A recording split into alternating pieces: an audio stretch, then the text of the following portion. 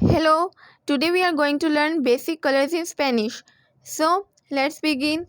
Black, negro, negro, brown, maroon, maroon, or cafe, cafe, gray, gris, gris, white, blanco, blanco, yellow, amarillo, amarillo, orange, anaranjado, anaranjado, red, rojo, rojo, pink, rosado, rosado, purple, morado, morado, blue, azul, azul, green, verde, verde.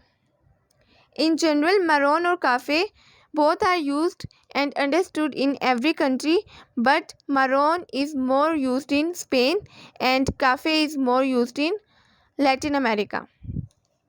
And in English, adjectives usually come before the nouns they describe. For example, black cat, black cat. But in Spanish, adjectives usually come after the nouns they describe. For example, gato negro. Gato means cat, negro means black. Black cat. Gato negro, black cat. ¿Cuál es tu color favorito?